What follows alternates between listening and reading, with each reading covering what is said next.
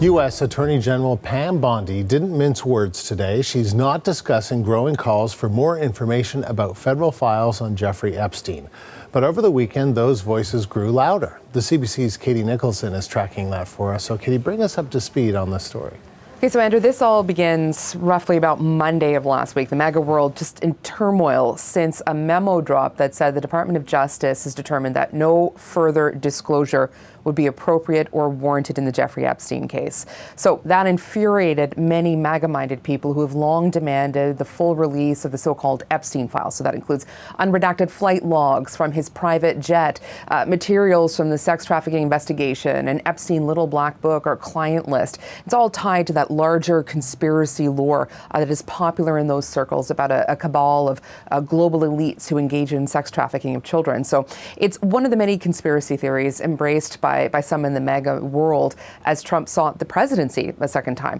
And this has been seen as a betrayal by many of the people in that base. And Pam Bondi, who oversees the DOJ, is getting a lot of heat in particular. She had previously teased the release of a client list, implied she had these materials sitting on her desk to be reviewed. And she has, of course, since walked that back. But Dan Bongino, the FBI deputy director, previously a well-known voice who had pushed a lot of the conspiracy theories around the Epstein case, so angry by this new development, by this memo. It's been widely reported he implied he could no longer continue in his position as long as Bondi was still at the DOJ, still the Attorney General. So this, of course, involved Donald Trump, who previously promised he would declassify the Epstein files. He posted a long message over the weekend to try and calm things down, told the faithful essentially to drop it on Truth Social. He ended up getting ratioed by his own followers on his own platform,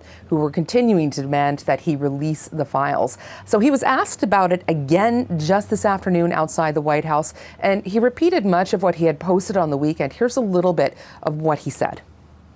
She's given us just a very quick briefing, and in terms of the credibility of the different things that they've seen, and I would say that, these files were made up by Comey, they were made up by Obama, they were made up by the Biden, we went through years of that with the Russia hoax, with all of the different things that we had to go through. We've gone through years of it, but she's handled it very well, and it's going to be up to her. Whatever she thinks is credible, she should release.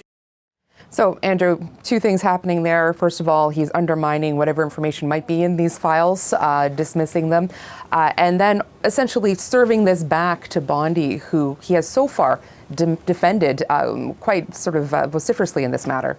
And the Attorney General appears to have the support of Trump. What is she saying? Yeah, well, I mean, she made it very clear in this press conference today. It was actually about drug cartels. She was then asked questions about this. She said she wasn't going to answer any questions about Epstein today, but she did address some of the calls for her to be fired or replaced because of this furor. Here's a little bit of Pam Bondi.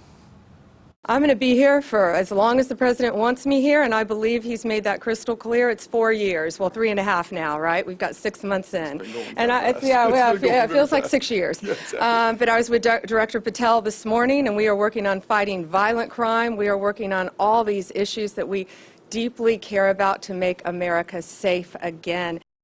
Now, she did suggest she wasn't familiar with the latest thing that the president had said about the files. What will she do? The DOJ has already suggested there is nothing more to be released, in part because you have to protect the alleged victims in this criminal investigation. And there are still, though, a lot of conservative voices not letting this drop. So there will continue to be pressure here. And there is a rich irony in all of this, Andrew, because Trump is a political figure. He's courted many conspiracy theories over the years. Just think back to birtherism, the notion that Barack Obama wasn't born in the U.S., and then the conspiracy theories that we heard throughout the election that migrants were eating pets. Now his base is really being roiled by this particular set of beliefs. So this is not expected to let up, even if some of the more prominent conservative voices are easing up a little bit since the weekend. All right, Katie, thank you. The CBC's Katie Nicholson in Washington.